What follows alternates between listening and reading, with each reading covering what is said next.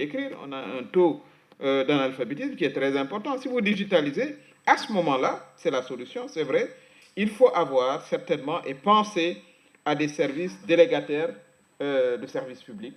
Ça peut être des jeunes qui ont des structures, qui travaillent avec l'État, qui reçoivent des citoyens qui ne savent pas lire et écrire, qui veulent rentrer leurs données pour avoir leur extrait de naissance, leur casier judiciaire, disons, par voie digitale. Ce serait d'ailleurs l'occasion aussi de créer des emplois.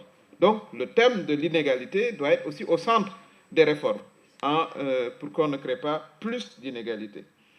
Il y a également la question du coût et de l'efficacité. Ça, c'est un peu l'économiste qui vous parle.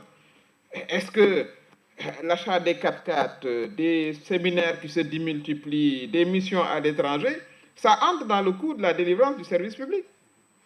Si on veut baisser le coût, parce que je crois que c'est un élément qui va revenir, le coût du service public est très élevé pour nos populations. Pourquoi c'est élevé? Parce que l'État aussi dépense beaucoup et impute une partie aux citoyens. Donc la rationalisation aussi des dépenses pour avoir un bon équilibre entre les coûts et l'efficacité, je pense que c'est une étude particulière qui doit être faite. Bon, il y a également la dépolitisation de certains postes. Vous allez à l'île Maurice, il y a des postes où il est impossible de faire de la politique quand vous les occupez, notamment quand vous gérez un certain niveau de ressources publiques. L'incompatibilité des postes. Si vous êtes le ministre en charge des collectivités territoriales et vous êtes maire chez vous, mais il y a manifestement un conflit d'intérêts. Donc ces questions-là également, qui relèvent de l'éthique, etc., doivent être également considérées.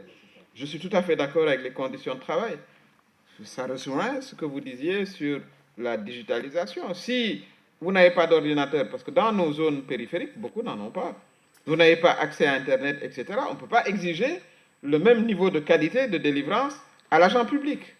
Donc il y a également l'État qui doit faire des efforts importants de rationalisation de ses coûts pour les affecter à plus d'efficacité du service public. Donc les conditions de travail sont aussi à prendre en compte, mais surtout il y a la volonté politique qui est clairement affichée et c'est pour moi ça le plus grand avantage. Je pense que ça a été dit, sans une administration efficace, il est impossible de réaliser grand-chose.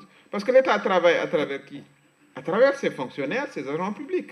S'ils ne performent pas, il est difficile d'atteindre les objectifs. Donc je crois que c'est une excellente chose, monsieur le ministre, et on vous souhaite beaucoup de succès. Chacun, à son moment, a eu ses succès.